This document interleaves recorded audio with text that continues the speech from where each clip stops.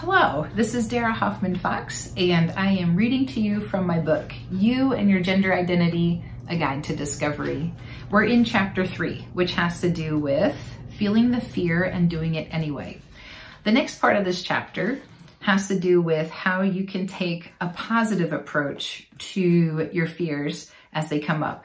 This isn't for everybody, but for those of you who it might work for, I invite you to listen to this. Taking a positive approach. If you believe in the power of the mind to change a negative to a positive, then give any or all of the following pointers a try. Think of these as magic elixirs you can whip out of your cloak at the first sign of a fear arising and douse it with these tips. Wow, I was feeling really creative that day.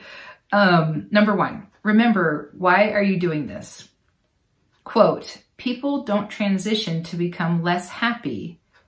I heard this at the 2015 Transforming Gender Conference in Boulder, Colorado, and was struck by its simple yet empowering truth. We all go through transitions over the course of our lifetimes.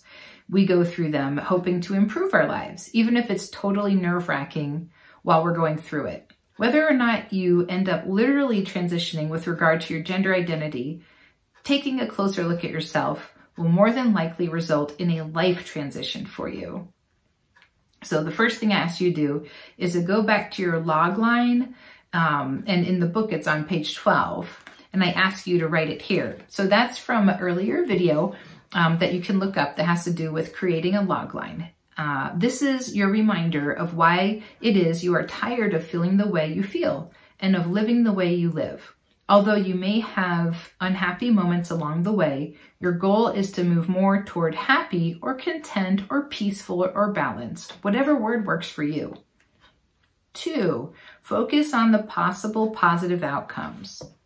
Sometimes it's hard to know what you will end up enjoying after you go through a life transition. Right now, take a moment to imagine what your life could be like several years after you have embarked upon your gender identity journey. Think about what sorts of positive changes have occurred. Let your mind wander through the possibilities of your new life. List at least 5 positive changes that you can see resulting from making this life transition. So then you'll write them down. What you've written above gives you hope, and hope is one of the most powerful elixirs you can use against fear. 3, expose yourself to more positive narratives. Many of you use social media and more than likely read through the feed on your favorite platforms several times a day. More than likely, you are friends with or follow people who are transgender, non-binary, gender diverse, or questioning their gender identity. You may follow or subscribe to groups and organizations that share these kinds of stories and experiences. Next time you are perusing social media, pay attention to the types of videos, messages, and stories you are taking in. Let's look closer at the first 10 to 20 posts, tweets, pictures, messages, or videos that you see. How many of them leave you feeling better, inspired, motivated, excited? And I have a line here for you to write that down. So what I said was the first 20 things you look at, keep track. How many of them help you feel better? How many of them leave you feeling worse, worried, defeated, depressed? And then write that down here too. If your worst number is higher than your better number, then something needs to change. Go through and remove, hide, unlike, unfollow, or block the people and groups that you need to distance yourself from, even if it's just temporary, so you can increase the positive number of messages you are receiving and decrease the number of negative messages.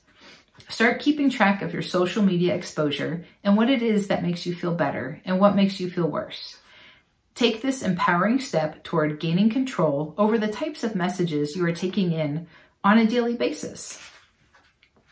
So that's it for that part. This is a very long chapter that has to do with feeling the fear and what to do about it. So there's going to be a couple more suggestions that I have. Next, we will be talking about how you can be kind to yourself in the meantime. Thanks for listening, and I'll see you in the next video.